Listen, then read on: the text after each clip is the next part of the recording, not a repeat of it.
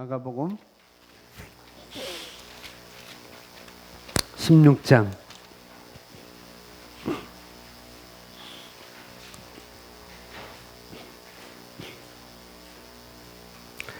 마가복음 16장 17절, 18절, 19절 말씀. 마가복음 16장 17절, 18절, 19절. 하나님의 말씀.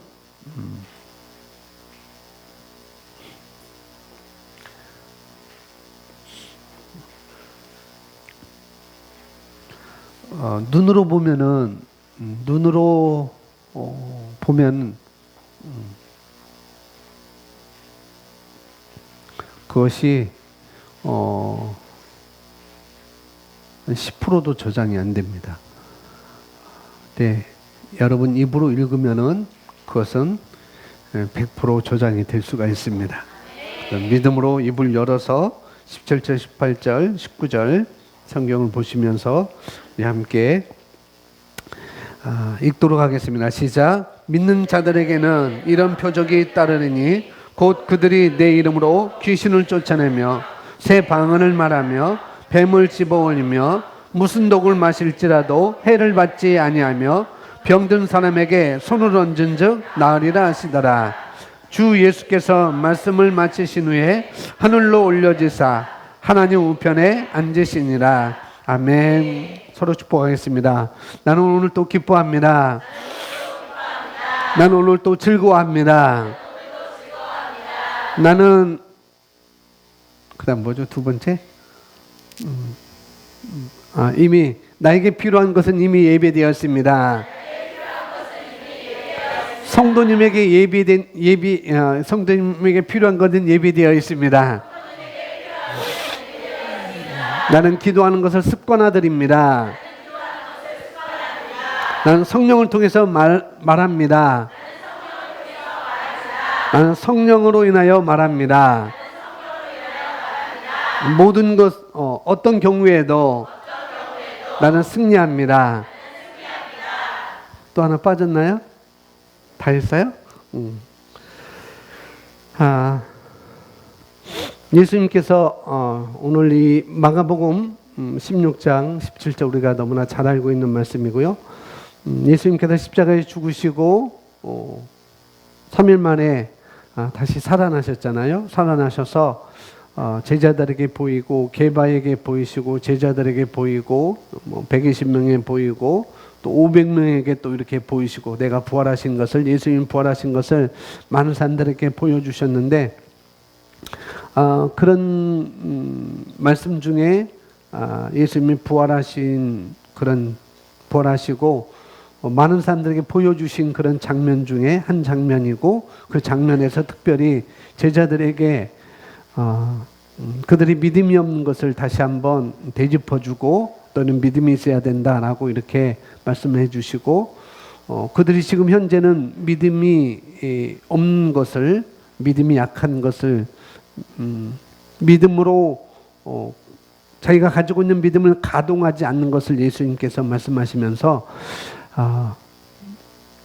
또 그들의 장례를 또 이렇게 말씀을 이어서 하고 있어요.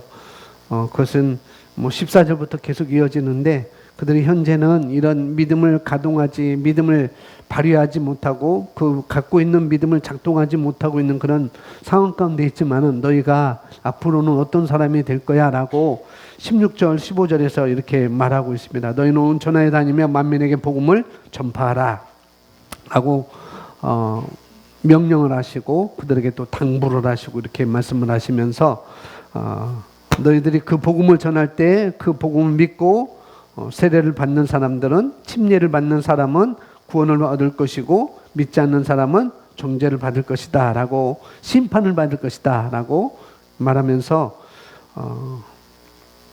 복음을 전파할 때 그 복음을 받아들인 그들에게는 따라다니는 것이 있다고 그랬어요. 따라다니는 것. 따라다니는 건 뭔지 아시죠? 제가 이걸 따라다니는 겁니다. 이렇게 가면 이렇게 따라다니는 거예요. 이게 따라다니는 것입니다. 여러분이 가면은 그림자가 왔다 갔다 따라다니는 것처럼 그게 따라다닌 거잖아요. 믿는 자들에게는 이렇게 따라다니는 것이 있다는 거죠. 그것은 기적이고 그것은 이적이다라고 하면서 예수님께서 5가지를 말씀해 주셔요. 5가지를. 곧 그들이 내 이름으로 귀신을 쫓아내며, 첫 번째. 두 번째는 새 방언을 말하며, 세 번째 뱀을 집어 올리며, 네 번째 무슨 독을 마실 자로 해를 받지 않으며, 5번째 병든 사람에게 손을 얹은 즉 나으리라 하시더라. 이렇게 5가지를 말씀하시면서 그 중에 오늘 새 방언을 말하며 라고 이렇게 말하고 있는데, 이것은 사도행전 2장 4절에 있는 그들이 성령을 받자마자 다른 언어들로 말하기를 시작하니라 라는 그 말씀이 바로 여기서 말하는 새 방언을 말하고 있는 것입니다. 그동안 계속 쭉 이어서 우리가 금수저라는 용어를 가져와서 제가 말씀을 새가족반 강의를 말씀을 전했습니다. 새가족반, 오늘은 새가족반 말씀 중에 마지막 5강에 해당되는 그런 말씀이거든요. 성령 충만과 방언을 말하는 것, 거기에 대해서 오늘 말씀을 잠깐 제가 주일 예배를 통해서 말씀을 전하려고 합니다. 이 새가족반은 새신자반하고 좀 다른 거예요. 새가족반은 이미 우리는 새신자반을 그렇게 또 활용하고 있지 않지만은 일반 보통 교회는 새신자반, 새가족반 이렇게 같은 의미로 보고 있는데, 사실상 새신자반이 먼저고, 새신자반은 믿지 않는 사람들, 불신자가 처음 예수님을 믿게 되기 전에 교회를 들어와서 예수님이 누구신지, 하나님이 어떤 일을 하셨는지, 예수님이 어떤 일을 하셨는지, 믿음이라는 무엇이고 구원의 확신이라는 무엇이고, 교회 생활은 어떻게 해야 되는지, 그런 간략적으로 대략적으로 가르친 것을 우리 교회에서는 그동안 해피타임으로 이렇게 해왔습니다. 근데 이미 예수 그리스도를 믿고 거듭난 성도라고 하면 그분들이 우리 교회에 왔을 때 그분들에게는 새신자반은 할 필요가 없겠죠. 그죠? 이미 신자가 됐기 때문에. 그래서 새가족반, 교회 한 구성원으로서, 새가족으로서 우리 교회는 이런 메시지를 중요시하고 있다. 그런 것들을 가리키는 것이 바로 우리 교회에서 하는 새가족반인 것입니다. 그런 것을 배우는 과정이 바로 5주 과정이 새가족반이 되겠고요. 그 과정에서 기본은 새로운 피조물의 계시의 복음을 가리키는 것입니다. 그것을 가리키고 있고 그걸 나누고 있고, 그래서 이미 새가족이 되어서 이 말씀을 배워야 하는 사람도 있고, 새가족이 되었지만은 이 복음을 정확히 모르기 때문에 이 복음에 대해서 알아야 되는 사람, 배워야 되는 사람도 있고, 또 이미 우리 교회에 정착을 하셨다고 한다면, 또 먼저 우리가 이것을 또 누구에게 우리는 나누어야 되겠잖아요. 나누어야 되기 때문에 그런 나누기 위해서라도 말씀을 우리가 잘 배우는 것이 필요한 것입니다. 그래서 새가족반을 제가 또 따로 하고 있지만은 오늘 주일 예배 말 통해서 오늘 마지막 방언의 유익에 대해서, 그리고 방언을 말하는 것을, 방언을 어떻게 말할 것인가, 그것을 도와줄 것입니다. 그래서 이번 주에는 방언의 유익에 대해서 좀 말씀을 보고, 또 다음에는 방언을 어떻게 말하는 것에 대해서 그것을 도우려고 이렇게 가려고 합니다.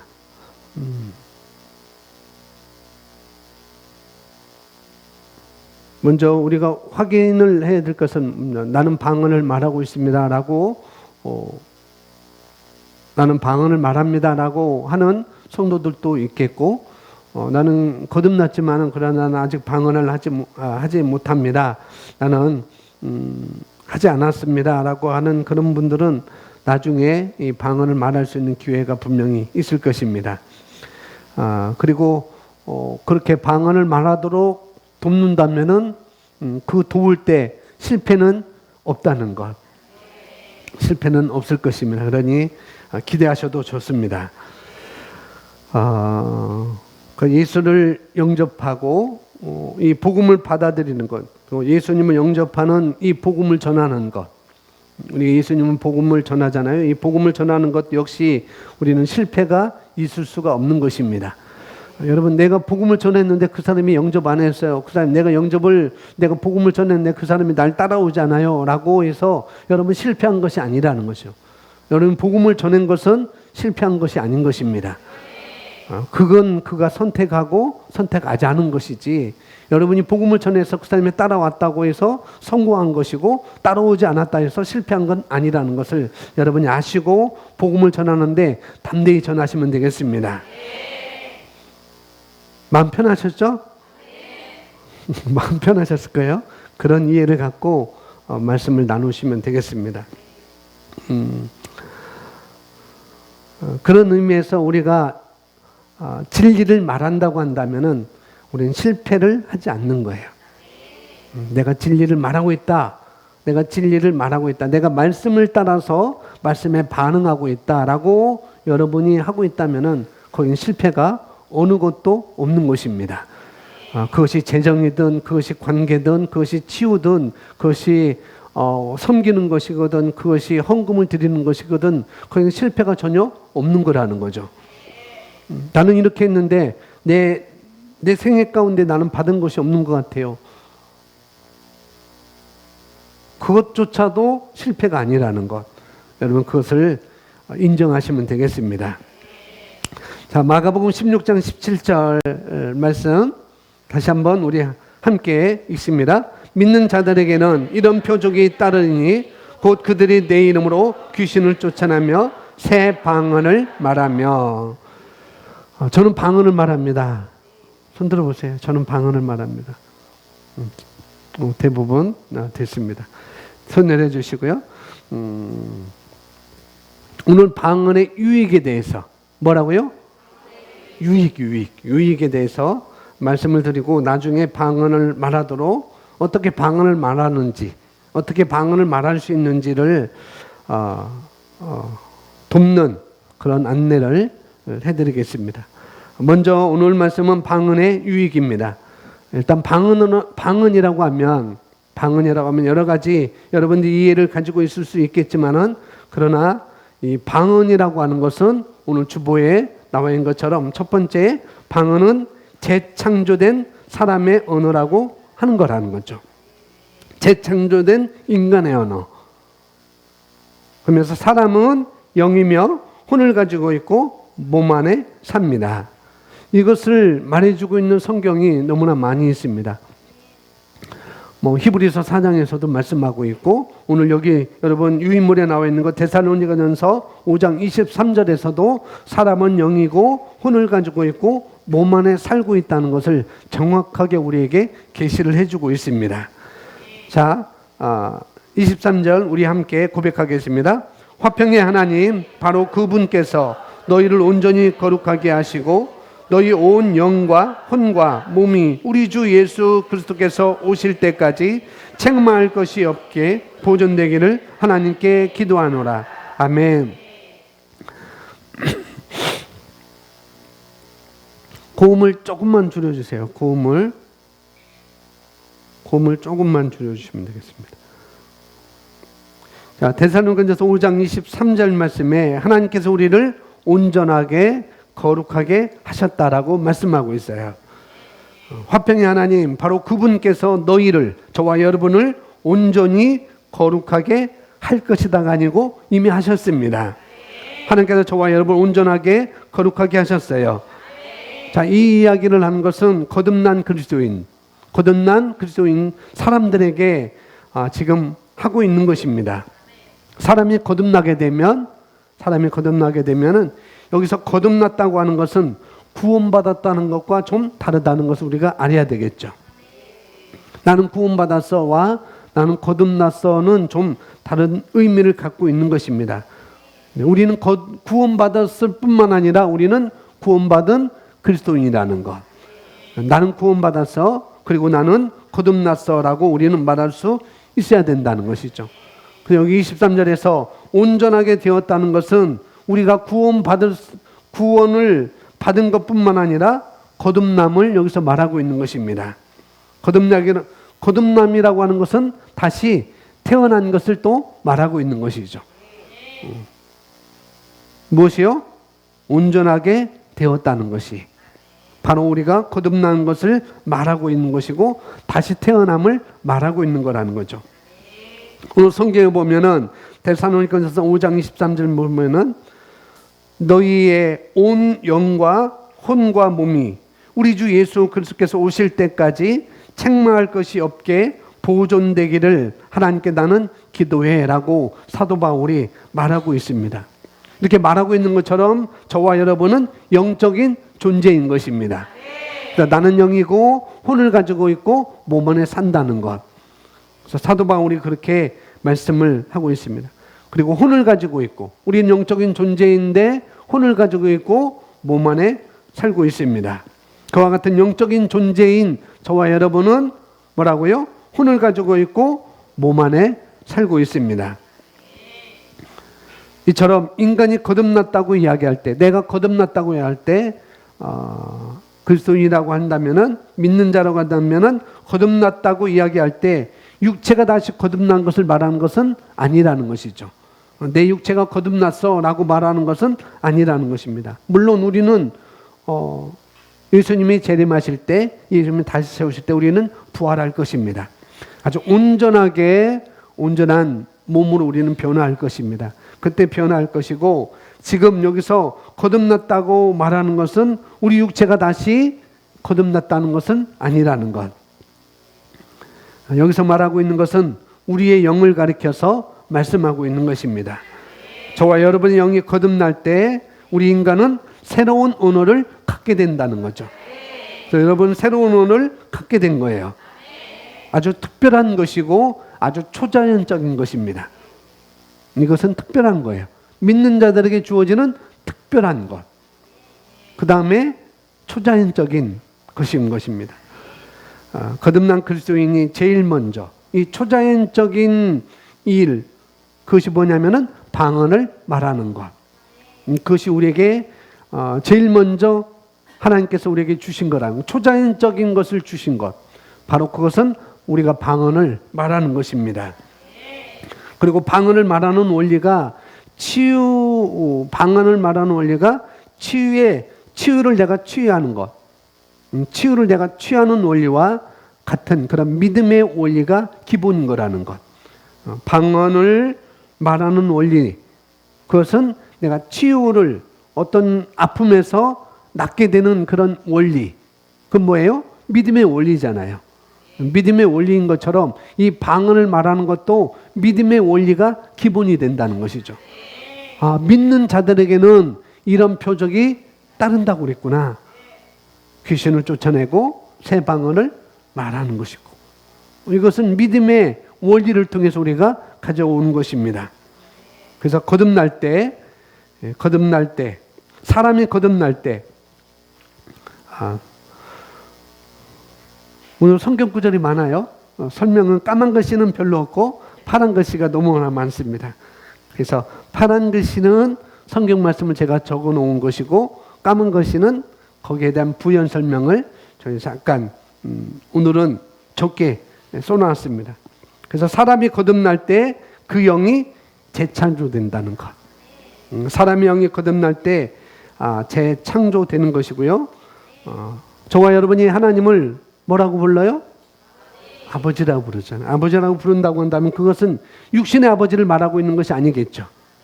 내가 아버지 하면은 하나님을 아버지라고 부른다고 하면 그것은 육신의 아버지를 말하고 있는 것이 아니잖아요.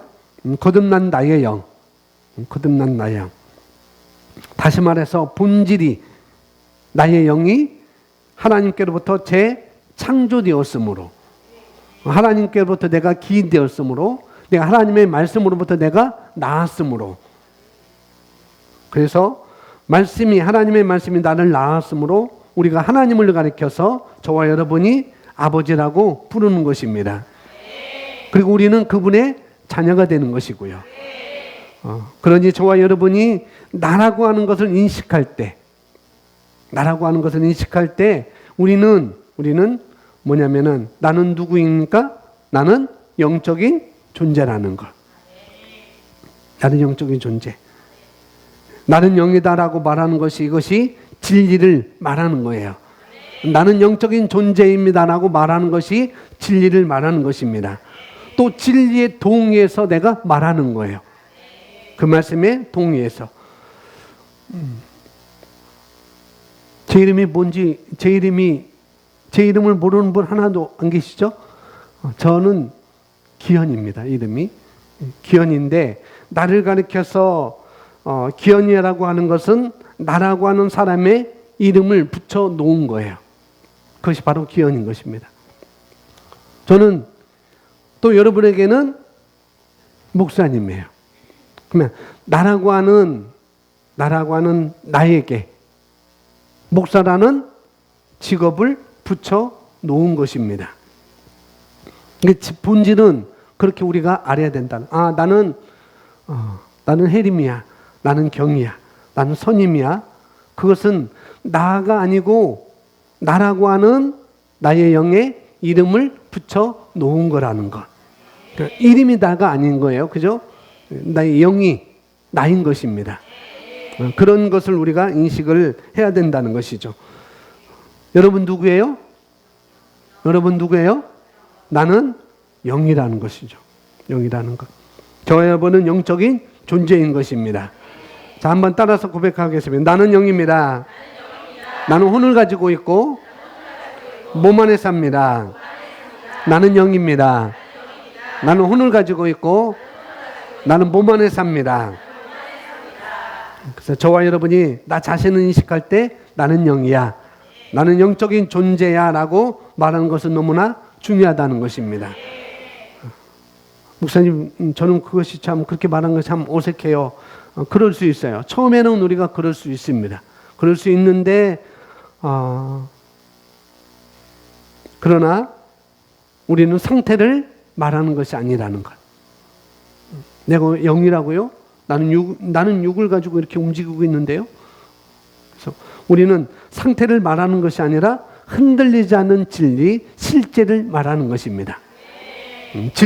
진리라고 하는 실제, 그것에 내가 동의해서 말하는 거예요. 진리인 말씀에 내가 동의해서 말하는 것입니다. 그렇게 말하는 것이 우리에게는 굉장히 중요한 거예요. 말씀에 동의해서 말하는 것은 너무나 중요한 것입니다. 이건 뭐냐면은 내가 느껴지기 때문에 사랑해요. 나는 느껴지기 때문에 사랑해요.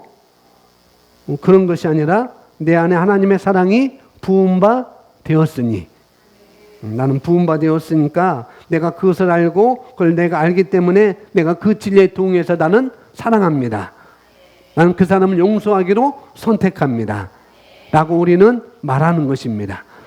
철저하게 내 상태를 보고 말하는 것이 아니라 진리에 따라서 진리에 동의해서 우리는 말하는 거라는 거죠. 이것을 배운다고 한다면 우리는 다른 삶을 분명히 살 수 있을 것입니다. 정말 완전한 다른 삶을 우리는 살 수가 있게 되는 것이죠. 그래서 진리에 나의 영이 동의해서 말하는 것은 너무나 중요합니다. 그리고 이것은 또 기본인 거예요. 믿는 우리들이 새로운 피조물이 이렇게 말하는 것 너무나 기본이라는 것. 따라합니다. 진리의 말씀에 나의 영이 동의하여 고백하고 말합니다.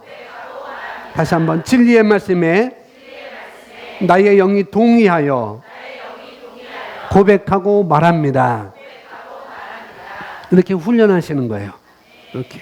그리고 여러분은 말한 것을 그러면 갖게 될 것입니다. 아멘. 어떤 것을 말하게 되든지 그것을 갖게 될 것인데, 근데 우리가 먼저 해야 될 것은 뭐냐? 상태를 보고 상태를 말하는 것이 아니라는 것. 그런 것이 아니라 상태를 보고 내가 원하는 것을 말하는 거예요. 상태를 보고 상태를 말하는 것이 아니라 상태를 보고 내가 원하는 것을 말하는 거라는 것. 이게 너무나 중요한 것입니다. 그것을 뭐라고? 진리를 따라 말하는 것입니다. 진리를 따라 말하는 거예요. 만약에 저와 여러분의 삶이 진리에서 벗어나고 있다고, 벗어나 있다고 한다면, 그러면 그것을 어떻게 할 수 있는가? 그것은 여러분이 조정할 수가 있습니다.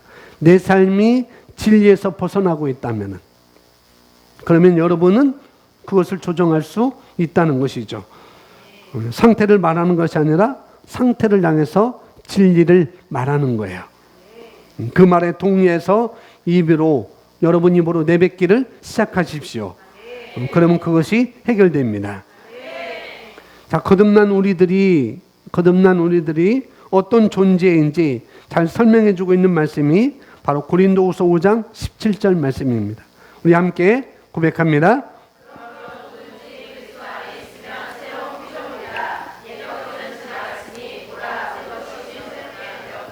아멘. 그런즉 누구든지 그리스도 안에 있으면 새로운 피조물이라. 이전 것은 지나갔으니 보라 새 것이 되었도다. 모든 것이 새롭게 되었도다라고 킹제임스 버전에 이렇게 나왔습니다. 그 설명이 나와 있습니다. 사람이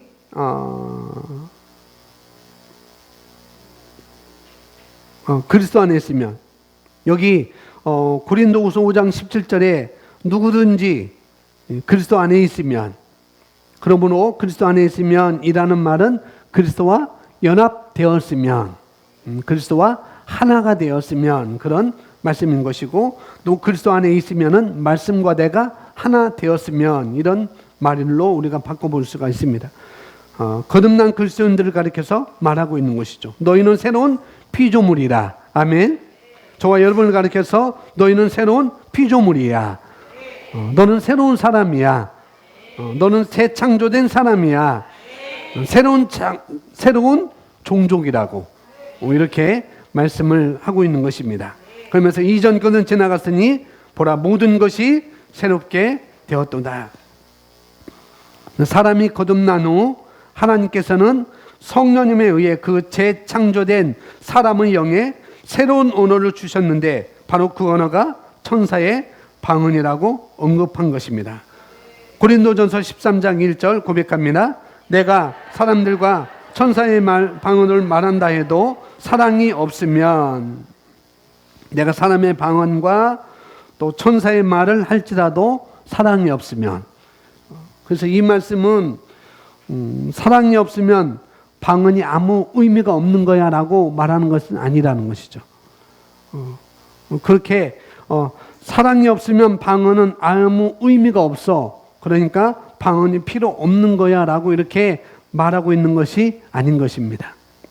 뭐냐면은 사랑이 그만큼 중요하다고 이야기하고 있는 거예요. 너희가 방언을 하고 있잖아. 너희가 지금 열렬히 방언을 하고 있잖아. 고린도 교회 교인들에게 말하고 있어요. 너희가 열렬히 지금 방언을 말하고 있잖아. 너희가 서로 방언을 이렇게 말하고 있잖아. 너희가 모일 때마다 방언을 그렇게 말하고 있잖아. 근데 사랑이 그만큼 너희가 방언을 그만큼 하는 것처럼 사랑이 그만큼 중요한 거야 라고 이렇게 말씀을 하고 있습니다.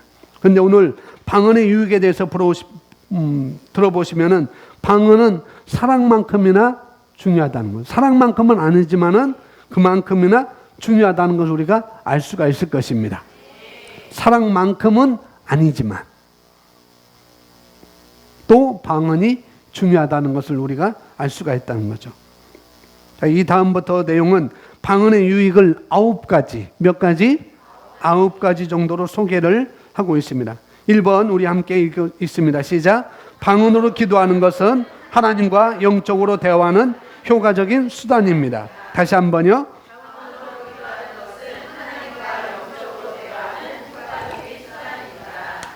하나님은 영이세요. 그죠? 하나님은 영이시고 우리는 저와 여러분 영적인 존재이고 혼을 가지고 있고 몸 안에 살고 있습니다. 자, 우리가 일반적인 쓰는 언어, 여러분이 쓰고 있는 언어, 여러분이 하고 있는 말을 해도 하나님께서는 들으실까요? 안 들으실까요? 들으셔요. 여러분이 아주 고차원적으로 말을 안 해도 여러분이 그냥 일상적으로 말만 해도 하나님은 그 말을 들으십니다. 충분히 들으셔요. 충분히 들으시는데 왜냐면은 본질적으로 하나님은 영적인 존재이시고 하나님은 영이시고 또 우리도 거듭난 영적인 존재이기 때문에 우리는 하나님과 교감하는 수준이 되었는 거예요. 하나님과 교제할 수 있는 그런 수준으로 우리가 하나님과 교감하고 그 다음에 하나님을 이해할 수 있는 그런 수준으로 우리가 그런 수준입니다. 그래서 그런데 하나님과 교감하고 또 하나는 하나님을 이해하고자 한다면은 우리는 방언으로 말하는 거라는 거죠. 하나님이 이해할 수 있는 것, 하나님과 교감할 수 있는 것은 뭐냐? 바로 우리가 영적으로 대화하는 것. 그게 뭐라고요? 바로 방언이라는 것입니다. 아주 특별한 기도를 말하고 있는 것입니다. 하나님과 영적으로 대화한다. 하나님과 영적으로 내가 대화한다. 영적으로 교감한다. 이건 아주 특별한 경험이지 않겠어요? 아주 특별한 경험이잖아요. 굳이 우리 한나자매와 우리 혜는 집사님이 굳이 얼굴을 보지 않아도 교감할 수 있다면 그러면은 얼굴 보지 않아도 그 문제를 해결할 수 있을 거잖아요. 교감할 수 있다면. 근데 우리는 꼭 얼굴 보고 이야기를 들어야 그 문제를 해결될 수 있잖아요. 그런데 하나님과 우리의 그런 관계는 그런 교감. 얼굴을 보지 않아도 교감할 수 있다면은 그 문제를 내가 해결할 수 있을 것인데 그런데 바로 방언은 여기 나옵니다. 방언은 육신적인 생각이나 지성을 능가하는 어디의 언어? 하늘의 언어. 초자연적인 영의 언어입니다. 그래서 고린도전서 14장 14절 우리 고백합니다.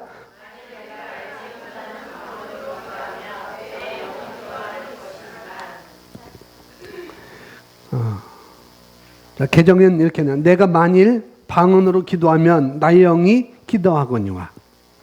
쉽게 말했어요. 자, 방언으로 기도하는 것이 뭐라고요?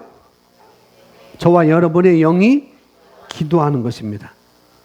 그러니 방언을 인정한다고 하면서 방언을 말하지 않는 것. 그것은 이상한 일이죠. 목사님 저는 방언을 인정하지 않아요. 라고 말하면 도와줄 수 있어요.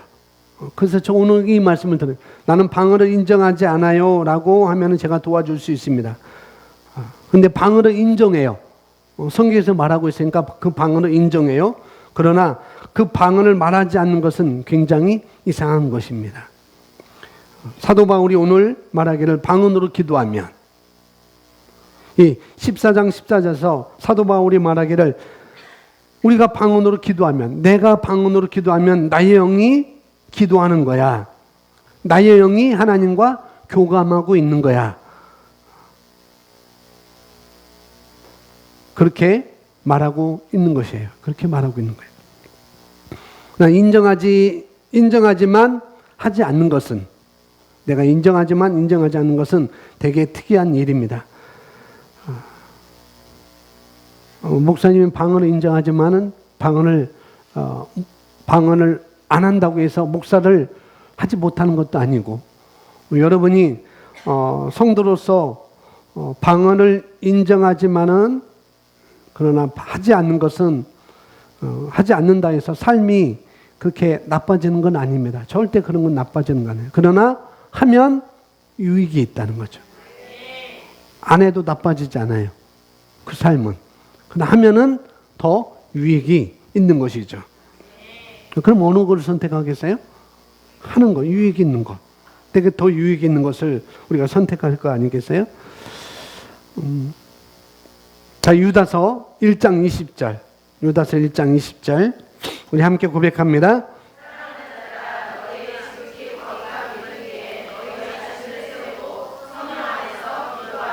아멘.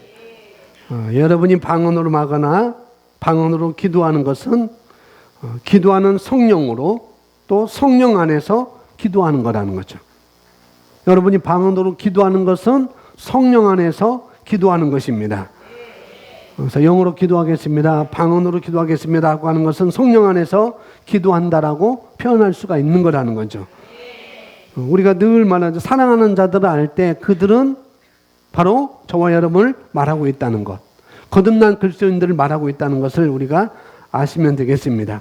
우리에게 하시는 말씀인데, 너희의 지극히 거룩한 믿음 위에 너희 자신을 세워라. 너희의 지극히 거룩한 믿음 위에 너희 자신을 세워라. 이렇게 말할 때 너희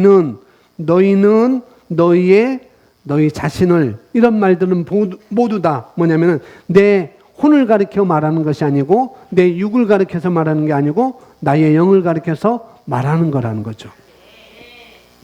너희의 지극히 거룩한 믿음에 너희 자신을 세우라 할 때, 여기 너희 자신을 말하는 것은 바로 우리의 영을 가리켜서 말하는 것입니다. 그런 우리 영을 세우는 것을 당연한 것입니다. 내 영을 세우는 것은 당연한 것. 어떻게 해요? 성령 안에서 기도하면서. 이렇게 사도 바울은 우리에게, 아니 유다는 이렇게 우리에게 말을 하고 있습니다. 나의 영을 세운다는 것, 여러분의 영을 세운다는 것은 한 단계 더 높은 비밀이 여기에 있는 것입니다. 여러분의 영을 세우는 것은 한 단계 더 높이는 것은 그 비밀이 여기에 있는 거라는 거죠. 방언으로 기도하는 것이 바로 여러분의 영을 세우는 것이고, 한 단계 더 높이는 것에 비밀이 여기에 숨어 있는 거라고 우리에게 말씀을 하고 있는 거예요. 너희의 지극히 거룩한 믿음 위에 너희 영을 세우라 라고 이렇게 말씀하고 있습니다. 성령 안에서 그것도. 저와 여러분은 일정 분량의 믿음을 다 갖고 있습니다. 우리가 예수님을 영접할 때 일정 분량을 다 주셨어요. 그래서 우리는 믿음의 분량들이 다 있는데, 그런데 이것이 다 다른다는 거죠. 일정 분량의 믿음이 있어도 그것은 다를 수가 있다는 것. 다 달라요. 같이 앉아 있지만은 다 다른, 분야별로 다르고요. 분야별로 다르고, 그것이 치유의 부분이든지, 치유의 부분에서도 믿음의 일정 분량이 다를 수도 있고, 재정 분야에 있어서도 그 믿음의 분량이 다를 수도 있고, 서로 관계의 그런 분야에 있어서 믿음이 다 분량이 다 다를 수가 있습니다. 그것은 내가 계시의 지식을 얼마만큼 알고 있느냐에 따라서 다 다를 수가 있다는 거죠. 일정 분량의 믿음이 있지만은 내가 이 진리의 말씀, 이 하나님의 말씀은, 이 의의 말씀을 얼마나 내가 인식하고 있느냐, 거기에 따라서 다 다르다는 것이죠. 수요 말씀, 지난 주일과 수요 말씀은 제 4강, 새가족반 4강이라고 말씀을 드렸고, 거기서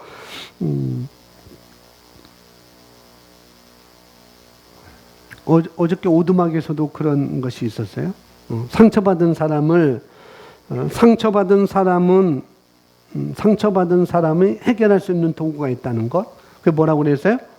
용서라고 그랬습니다. 상처받은 사람이 그 상처를 해결받을 수 있는 것이 뭐냐? 바로 상대방을 용서해 주는 것. 근데 용서보다 더 적극적인 것이 뭐라고 그랬어요? 사랑이라고 그랬습니다. 사랑.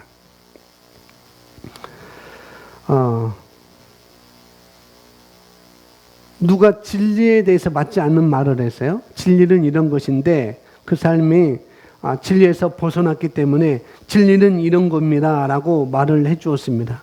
말을 해 주었어요. 근데 그렇게 말해 줬을 때 그 사람은 상처가 됐을 거라는 거죠.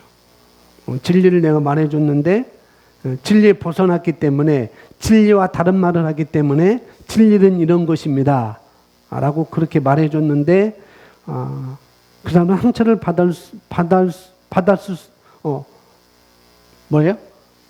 수도 있다는 것. 받을 수도 있다는 것. 왜요? 그 사람을 꼬집어서 말했기 때문에 그 사람은 상처를 받았을 것입니다 라고 이렇게 생각이 들었을 거라는 거죠. 그래서 제가 말했어요. 꼬집은 것이 아니라 진리를 말해준 것입니다. 진리 말해준 거라는 거. 그렇게 말했는데도 그래도 상대방은 꼬집어서 말했다고 생각할 것 같아요 라고 말하는 거예요. 그래도 그 사람은 꼬집어서 말했다고 이렇게 생각할 거예요. 이렇게 했는데, 그런데 모든 사람이 다 그럴까요? 모든 사람이 다 그럴까요? 그렇지 않다는 것이죠. 그렇게 생각해요. 진리를 말해줬는데, 그 사람을 꼬집어서 말해줬는데, 근데 그 사람은 상처를 받았을 것이다. 왜? 그 사람을 꼬집어서 말했기 때문에 라고 그렇게 생각할 거다라고 하는 것은 진리보다도 정보를 더 접근한 거예요. 진리로 접근하는 것이 아니라 나의 정보, 일반적인 정보로 접근하는 것이죠. 근데 진리하고 정보의 접근은 다른 거예요. 그래서 내가 무엇으로 접근할 것인가? 내가 가지고 있는 정보를 가지고 접근할 것인가? 내가 인식하고 있는 말씀을 가지고 접근할 것인가? 근데 그 가져온 것은 하늘과 땅 차이입니다. 그래서 내가 무엇을 가지고 접근할 것인가? 내가 가지고 있는 정보를 가지고 접근할 것인가? 진리의 말씀을 가지고 접근할 것인가? 어떤 걸 선택해야 되겠어요? 말씀 안 해도 당연히 이렇게 말하겠죠. 그러나 실제 내 삶 가운데 그렇게 반응을 내가 해야 되는 거예요. 실제로. 내가 어느 자리에 있든지. 그래서 저와 여러분의 믿음의 분량이 있다는 것. 단계가 있어요. 믿음의 분량이 있고 단계가 있습니다. 그리고 이 단계는 반드시 뛰어넘어야 되는 거예요. 그런 믿음의 분량은 반드시 내가 뛰어넘어야 되는 거예요. 내가 그럴 때 발휘할 수 있는 믿음의 분량이 무엇인가? 그럴 때 내가 뛰어넘어야 될 때 내가 발휘할 수 있는 믿음의 분량이 무엇인가? 여기서 말하고 있는 것이 바로 유다서 1장 20절에서 말해요. 너희의 지극히 거룩한 믿음 외라고 하는 것이 바로 그는 그 사람을 꼬집어 말했다고 생각하는 것. 그게 바로 그 지극히 믿음이다. 자기의 믿음의 분량이라는 거예요. 그것이 그 사람의 믿음의 단계라는 거죠. 그런데 그 단계를 우리는 뛰어넘어야 되겠죠. 그죠? 이제 내가 정보를 가지고 접근하는 것이 아니라 내가 진리의 말씀을 가지고 접근할 수 있도록 뛰어넘어야 되는 것. 또 그 자리에까지 우리는 올라가야 됩니다. 그럴 때 어떻게 하느냐? 내가 성령 안에서 유다서 1장 20절처럼 성령 안에서 기도하면서 내 영을 세우는 거예요. 그러면 그 단계를 뛰어넘을 수 있고 그 단계에 내가 넘어설 수가 있는 것입니다. 우리는 이렇게 해서 돌파하는 것입니다. 모든 문제든지. 여러분이 말씀에 가한 것, 말씀에서 가하다고 하는 것, 그런 것이 있잖아요. 말씀에 가하다는 것. 근데 우리는 말씀에서 취급하지 않는 것은, 말씀에서 벗어난 것은 우리가 취급하지 않는 것이 좋겠죠. 말씀에서 벗어난 것은 내가 취급하지 않는 것이 정당한 것이고, 우리는 말씀에 가한 것, 말씀에서 그렇다고 이야기한 것, 또 말씀에 비추었을 때 내가 양보할 필요가 없는 것. 말씀에 비추어봤어요. 내가 거기에다 내가 양보할 필요가 없어요. 그건 말씀에서 가한 것이죠. 그죠? 그럼 말씀에 가한 거예요. 그런데 말씀에 가한 것임에도 불구하고 내가 경험하지 못한 거예요. 마치 그 오두막의 주인공이 배 가서 이렇게 배 타고 혼자 먼저 가라앉아서 배 타고 가는데 배가 막 갑자기 막 찢어지고 거기에 까만 물이 나오고 그랬을 때 거기 예수님을 의인화시켰던 그 인물이 자꾸 거기 보지 말라고 하잖아요. 거기 보지 말고 나를 보라고, 나만 보라고 이렇게 하는데도 이 사람은 거기에서 벗어나온 경험이 없었던 거예요.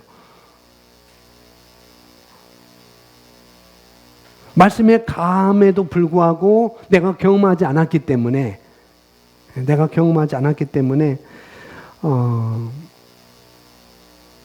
우리는 그것을 하지 않는 것이죠. 경험하지 않으면. 그래서 경험하지 않았기 때문에 내가 돌파하지 않는 것이고, 경험하지 않았기 때문에 그런 것을 로마서 4장인가요? 거기서는 도마의 믿음이라고 말하고 있어요. 도마가 한 것처럼 난 경험하지 않았어. 그러니까 나는 믿을 수가 없어.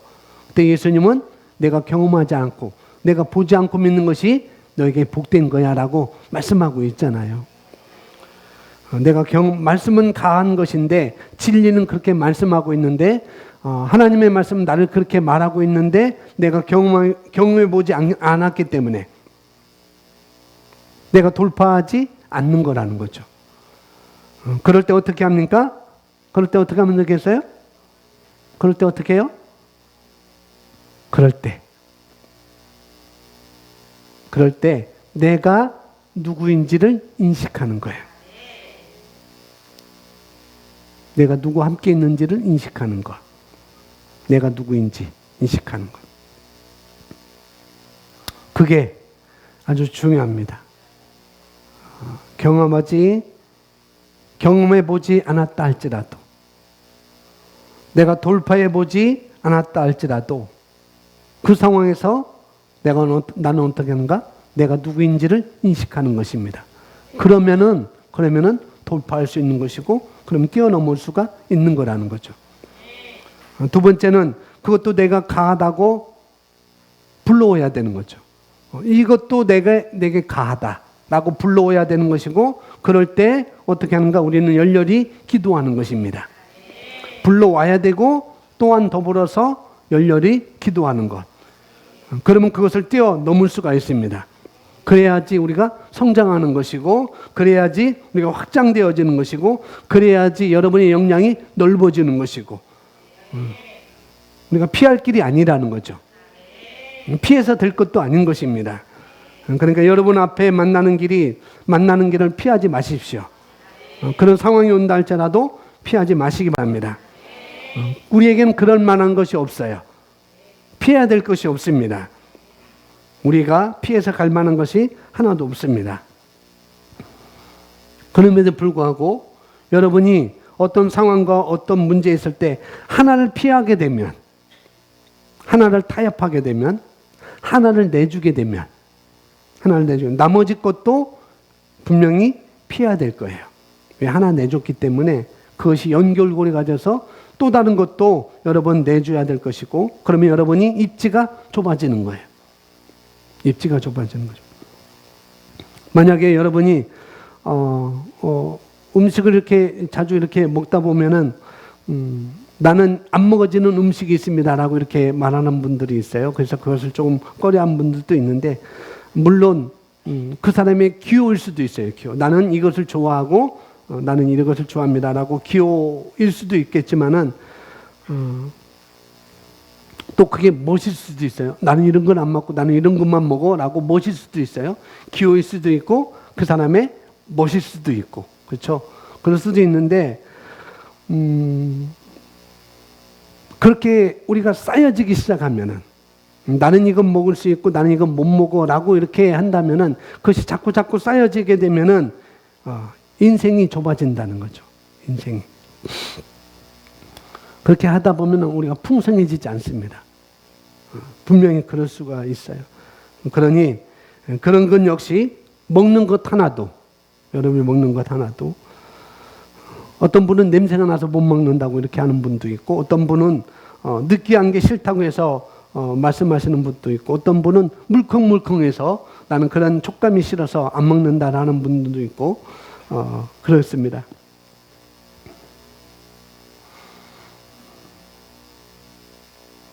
안 먹을 수는 없지 않겠어요? 그런 것을. 그런데 다른 것도 먹을 수 있겠지만은, 그러나 난 다른 것 먹어요. 난 다른 것 먹을래요. 그렇게 할 수도 있겠지만은 제가 피해가지 말라고 말씀을 드리는 거예요. 안 먹을 수도 있어요. 근데 피해가지 말라고 말씀을 드리는 것입니다. 여러분이 먹을 수 있는 거예요. 단지 더 좋은 것이 있어서 안 먹는 거랑은 다른 것입니다.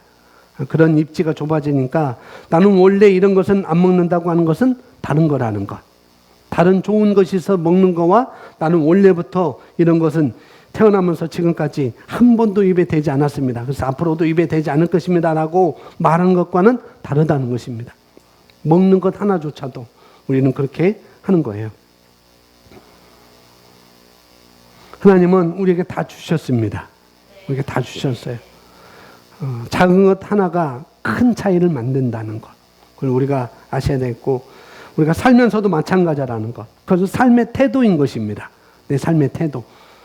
그래서 그걸 가르쳐서 우리가 믿음이라고 말하는 거예요. 믿음. 믿는 자의 태도. 믿는 자의 태도는 피해가지 않는다는 것. 피해갈 만한 것이 하나도 없습니다. 왜요?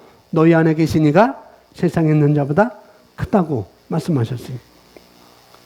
세상이 너희를 감당하지 못할 거야 라고 말씀하셨으니까. 이게 우리에게 주어진 말씀이잖아요.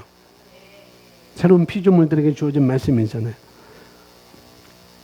우리는 승리자입니다. 우리는 탁월합니다. 지혜가 여러분 안에서 일하고 계십니다. 이런 모든 것들이 다 우리에게 주신 말씀이라는 것. 이것만 떠올려도 음식에다가도 우리가 적용할 수 있고, 직장에서도 적용할 수 있고, 가정에서도 또 여러분에게 맡겨진 자그마한 일에도 우리는 다 적용할 수가 있습니다. 하나님의 말씀을. 그래서 하나님께서는 잘하고 있는 사람만 부르지 않는다는 것. 너 잘하고 있으니까 내가 부를게, 그렇게 부르시는 하나님이 아니에요. 이상하네? 그럴 수도 있어요. 그런데 하나님은 뭐냐면은, 하나님은 그 말씀에 반응하는 사람을 부르셔요. 예수님이 제자들에게 일하고 있었어요. 그물질을 하고 있었어요. 근데 예수님이 나를 따라오너라. 내가 너희를 사람을 낚는 업으로 만들겠다라고 하니까 그 말씀에 베드로가 반응했고, 그 말씀에 야고보 요한이 반응했고, 그 말씀에 모든 그의 12제자들이 반응했던, 똑같이. 하나님께서는 그 말씀에 반응한 사람, 그 사람을 찾고 계신다는 거죠. 이렇게 적용하시면 되겠습니다. 내가 누구인지를 인식하고 그 다음에 영으로 기도하는 것입니다. 그리고 반드시 그 문제를 통과하시기 바랍니다. 자, 고린도전서 14장 4절 함께 고백합니다. 알지 못하는 방언을 말하는 사람은 자신을 세우나. 여기도 말하고 있습니다. 자신을 세운다라고 할 때 여기 자신은 뭐라고 그랬어요? 나의 영이라고 말씀했습니다. 자, 이 세운다고 하는 말의 의미를 뒤에서 설명을 하겠습니다. 자, 방언의 유익에 있어서 첫 번째는 영적으로 하나님과 내가 대화할 수 있다는 것이고, 두 번째는 뭐예요? 내가 방언으로 기도할 때 나 자신은 흔들어집니다. 내 영 안에서 기름 부음이 물결처럼 솟아납니다. 그럴 수 있어요? 내 영을 흔들 필요가 뭐가 있겠습니까? 라고 그런 반문을 할 수 있겠죠. 내 영을 흔들 필요가 뭐가 있겠어요? 그렇게 말할 수 있는데, 저는 식혜를 좋아해요. 식혜를 좋아하는데, 많이 들으셨죠? 제가 식혜를 좋아하는 거. 그래서 제가 시골집에 가면은 명절 때 꼭 저를 위해서 저희 어머니가 식혜를 만들어 놓는다는 거. 그리고 그냥 놔두지 않고 제가 여기 올라올 때 꼭 싸서 같이 올려보내세요. 근데 집에 와서는 제가 먹을 것이 너무 많기 때문에 미처 식혜를 끝내지 못해요. 오늘날 식혜를 찾으면 식혜가 없는 거예요. 없든지 아니면은 위에 뽀글뽀글 그 버금이 올라 있든지, 그러면 이건 못 먹는 거구나. 그래서 이제 버리기도 하는데, 식혜를 제 맛으로 먹을 수 있는 방법이 뭘까요? 식혜가 담아져 있어요. 식혜가 담아져 있어요. 그러면 이 식혜를 제 맛으로 먹을 수 있는 것은 뭐겠어요? 흔들어서 먹여야죠. 그죠? 뭐 이건 흔들어나 마나 똑같은 것이기 때문에. 또 흔들어서 먹어야 될 거 뭐가 있을까요? 미숫가루는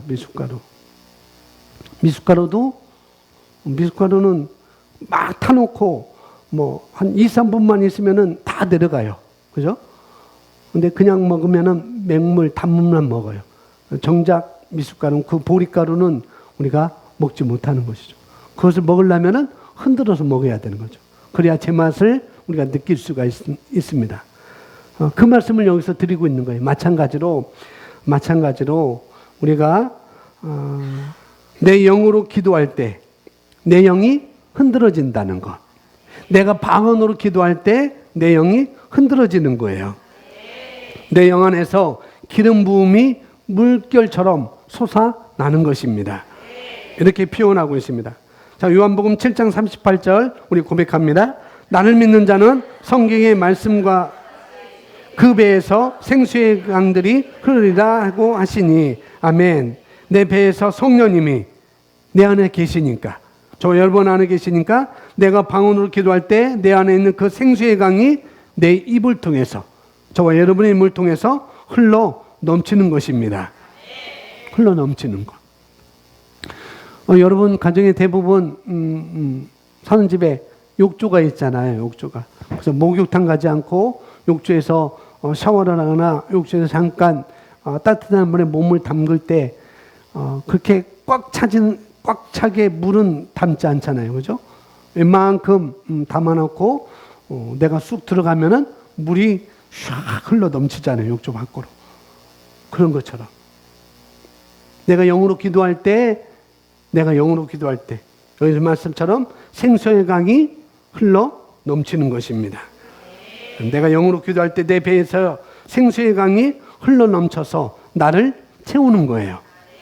이렇게 기도할 때 성경은 뭐라고 말씀하고 있느냐면은 성전에서 물이 흘러나온다고 말씀하고 있어요. 그것이 에스겔서 47장 1절부터 3절 말씀에 말하고 있습니다. 성전에서 물이 흘러나와서 하나님께서 나를 가라 하시니 내가 가니까 그 물이 내 발목에 올라오고, 조금 더 있더니 내 무릎에 그 물이 올라오고, 조금 더 있다니까 그 물이 내 허리에까지 올라오고, 조금 더 있더니 내가 이제는 건너지 못할 만큼 물이 차고 넘쳤다라고 에스겔서 47장에 우리에게 말씀을 해주고 있습니다. 바로 내가 영으로 기도할 때, 저와 여러분이 영으로 기도할 때 여러분 안에 있는 생수의 강이 어떻게 흘러 넘쳐서, 차고 넘쳐서 이제는 내 뜻대로가 아니라 성령을 따라서, 진리의 말씀을 따라서 내가 움직일 수 있는 거예요. 내 발목에 찼을 때는 내가 움직일 수 있어요. 내 무릎에 찼을 때도 내가 움직일 수 있습니다. 내 허리에 찼을 때도 조금은 움직일 수 있어요. 그러나 내 온몸에 차 있을 때는 어떻게 해요? 내가 움직이면 더 힘들어요. 어떻게? 물결을 따라서 움직이는 것입니다. 그럼 아주 쉬워요. 이처럼. 내가 말씀을 따라서, 성령을 따라서 움직이는 것입니다.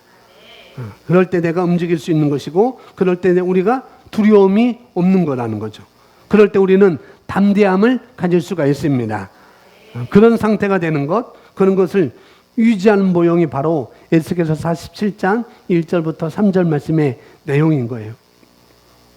보시면은, 이어서 보시면 그 기름 부음은 자신의 몸에 영향을 주고 역동적이고 승리하는 그리스도의 삶을 살도록 합니다. 이사야서 28장 11절 12절 말씀 고백합니다. 이는 그가 덧없는 입술과 다른 언어로 이 백성에게 말씀하실 것이라. 그가 그들에게 말씀하시기를 이것이 너희 피곤한 자로 쉬게 하는 쉼이며 이것이 기운을 새롭게 하는 것이라 하셨으나 그들이 들으려 하지 아니하였도다. 자, 이 부분만 하고 오늘 말씀 마치겠습니다. 하나님께서 여기서 덧없는 입술과 다른 언어, 뭐겠어요? 방언을 말하는 것입니다. 구약에서 이렇게 표현하고 있어요. 이것이 우리에게 어떤 유익이 있느냐 하면은 피곤한 자들에게 쉬게 하는 쉼이다. 다른 말로 안식이라는 거예요. 안식. 그러니 여러분이 방언으로 말해서, 여러분이 방언으로 기도해서 여러분의 영이 흔들어지면 우리가 어디에 들어갈 수 있다고요? 안식에, 쉼에 들어갈 수 있는 것입니다. 그래서 내가 그것을 계속 유지하면, 내가 안식을 계속 유지할 수 있는 거예요. 안식이라고 하는 것이 뭐냐면은 집에 아무 일도 일어나지 않는 것이 안식이 아니에요. 우리 집에는, 우리 사업에는, 내 직장에서는 아무 일도 안 일어난다라는 것이 그게 안식이 아니라는 거예요. 그런 것이 일어나고 있지만은 어떻게 해요? 내가 기쁨을 잃지 않는 것이 바로 안식인 거예요. 내가 평강이 있는 것이 바로 어떤 거예요? 안식인 것입니다. 그런 안식에 우리는 들어갈 수 있습니다.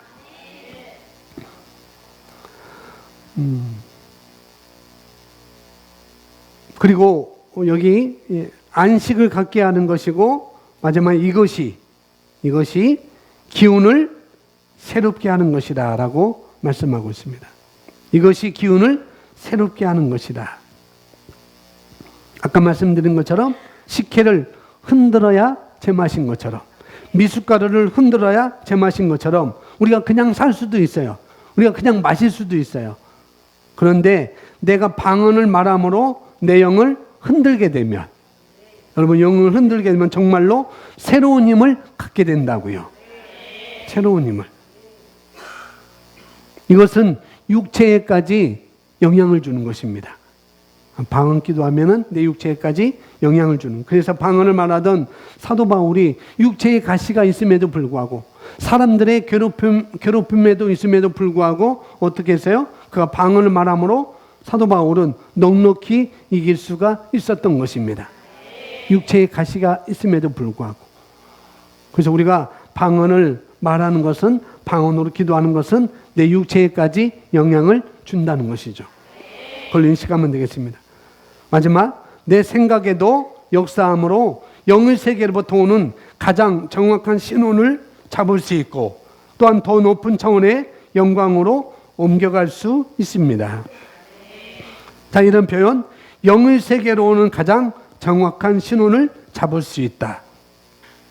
그러니까 저와 여러분이 방언으로 기도할 때 마치 주파수가 맞춰지는 것처럼 그렇게 맞춰주는 그런 역할을 하는 거라는 거죠. 그래서 영의 음성에 민감하는 것이고 또 하나님의 말씀에 민감한 내가 되는 것입니다. 할렐루야. 이렇게 방언의 유익에 대해서 첫 번째, 두 번째 우리가 함께 살펴봤습니다. 오늘 4개까지 하려고 했는데 4개까지 하면은 20분 더 할 거였습니다. 여기서 우리 마치겠습니다. 그래서 여러분 방언은 내게 유익이 있는 것, 그래서 열렬하게 방언하는 것을 여러분 하시고, 그 방언은 나에게 육체에까지 영향을 주고 하나님과 내가 초점을 맞출 수 있는 것이고 주파수를 맞출 수 있는 것이고, 그리고 내가 내 영이 흔들어진다는 것, 그런 것들을 인식하고 이 시간 내가 누구인지, 나는 영적인 존재라는 것, 그런 나에게 하나님께서 방언을 주셨다는 것, 이걸 가지고 내가 어떤 삶을 살 수 있는지를 여러분 인식하시고 이 시간 사시면 되겠습니다. 우리 함께 오늘 말씀을 여러분 생각하시면서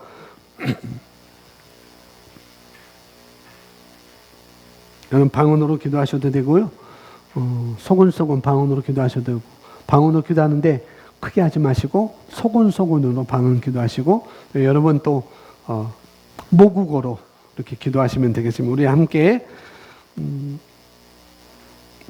오늘 말씀 우리 생각하면서 우리 함께 기도하겠습니다. 할렐루야.